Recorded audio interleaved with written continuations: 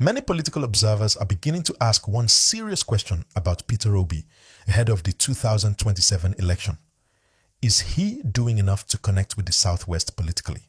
And honestly, this conversation is becoming louder by the day. Because when you look at Nigerian politics carefully, especially presidential politics, no candidate can ignore the Southwest and still expect an easy road to Aso Rock. Bola Tinubu understands this very well because the Southwest has traditionally been one of the strongest political blocs in Nigeria. That is why many analysts are now saying Obi may be entering fresh political trouble over alleged lack of strong engagement with Yoruba political stakeholders and power brokers. Now let's break this matter down in a way everybody can understand. Since after the 2023 election, Peter Obi has remained one of the strongest opposition voices in Nigeria. His supporters, known as the Obidians, are still very active online and across different states. He continues speaking on national issues like insecurity, economy, governance, and transparency. Recently, Obi met with the United States Consul General in Lagos, where discussions reportedly focused on credible elections and the future of Nigeria's democracy ahead of 2027. But despite all these activities, critics are beginning to say something important is missing: strong political relationship building in the Southwest. And if we are being realistic, Nigerian politics is not only about popularity online, it is about structure, alliances, negotiations, and regional trust. Many people believe Obi still has massive support among youths, especially in urban areas like Lagos, Ibadan, and Akure.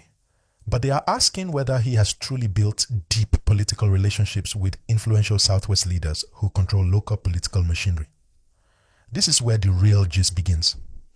Some political commentators believe Obi's movement still looks heavily concentrated in the Southeast and among educated urban youths nationwide. They argue that if he wants to seriously challenge Tinubu in 2027, he needs stronger acceptance among Yoruba political elites, traditional influencers, and grassroots operators. Because elections in Nigeria are not won only on social media. Elections are won through coordination at ward level, polling unit management, party agents, alliances, and regional balancing. And this is where many people say Tinubu still has an advantage.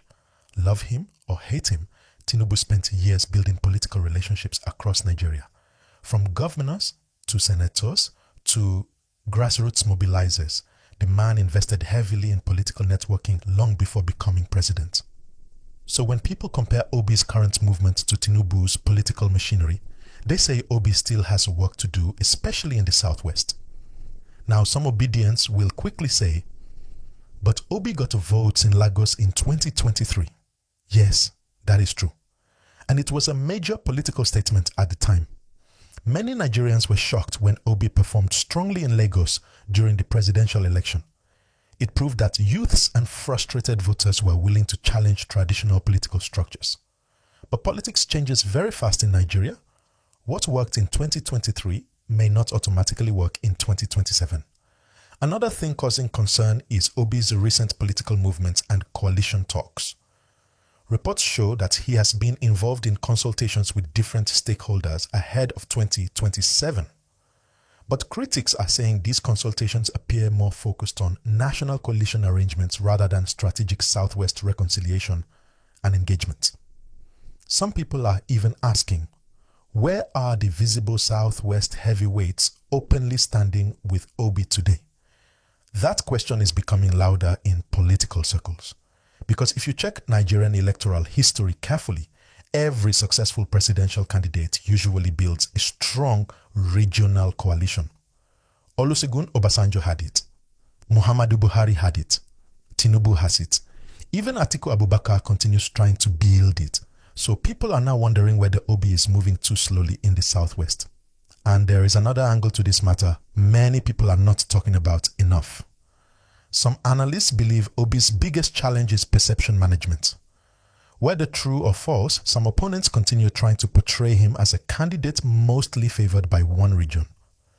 We saw similar ethnic conversations during the 2023 elections. So if Obi does not intentionally deepen his Southwest political relationships, critics may continue pushing that narrative harder before 2027 2027. Now, does this mean Obi is politically finished? Absolutely not.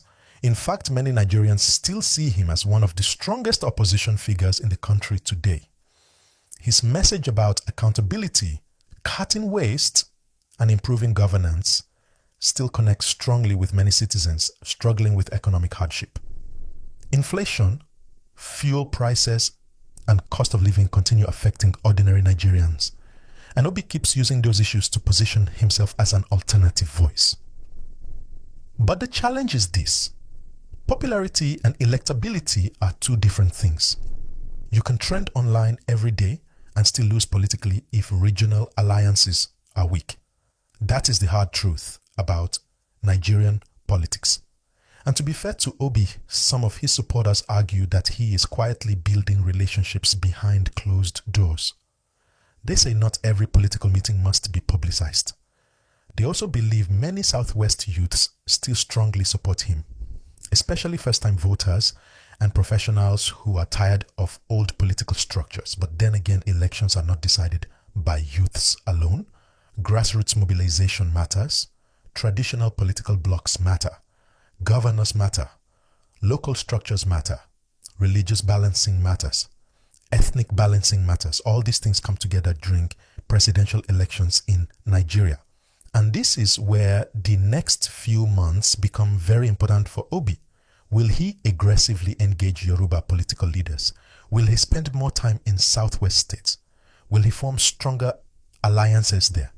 Will he convince influential political stakeholders that he understands the region's interests and concerns? These are the questions many Nigerians are watching closely now. Interestingly, some political observers also believe Obi's strategy may be different this time.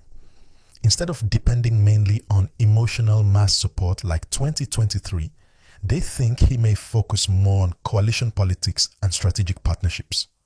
Reports already suggest major opposition realignments are happening quietly ahead of 2027.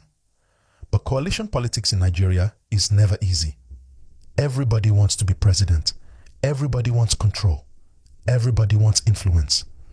And once ambition enters the room, trust becomes difficult. That is why some analysts say Obi must move carefully.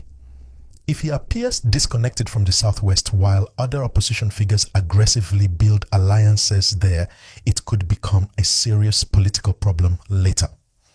Now let's talk about another interesting part of this whole matter.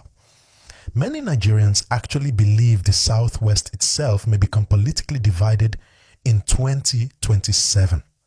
And if that happens, it could open opportunities for opposition candidates, including Obi. Why? Because economic hardship has affected people across different regions. So even within Tinubu's traditional base, there are growing debates about governance, economy, and living conditions. But again, frustration alone does not automatically translate to votes. A candidate must organize politically to benefit from public frustration. And this is exactly why people keep bringing up Obi's Southwest engagement issue. Some are even comparing the current situation to what happened during previous elections where candidates underestimated regional political structures and paid the price later. At the same time, Obi continues trying to position himself as a national figure rather than a sectional politician. He frequently speaks on national unity, economic reforms, and governance issues affecting all Nigerians. He has also continued attending events and engagements across different parts of the country. But politics is perception, and perception can shape reality during elections. If enough voters begin believing a candidate is weak in a major region, opponents will use that perception aggressively during campaigns. So moving forward, many people believe Obi needs stronger, visible political engagement in Yoruba land, not just among youths, but among respected political stakeholders, community influencers, and grassroots operators. Because one thing is clear already, 2027 politics has unofficially started. Meetings are happening quietly. Coalitions are forming. Political calculations are ongoing. And every major politician is already studying where votes will come from. For Obi, the biggest question may no longer be whether he has supporters. The real question may be, whether he can convert that support into a nationwide winning structure strong enough to challenge the ruling establishment. And honestly, that is where the Southwest conversation becomes very important. Because in Nigerian politics, ignoring any major region can become a costly mistake. So as 2027 draws closer, Nigerians will keep watching closely to see whether Peter Obi changes strategy, strengthens Southwest alliances, and expands his political structure beyond emotional support movements into something powerful enough to compete nationwide. One thing is certain though, the road to 2027 is already getting more interesting.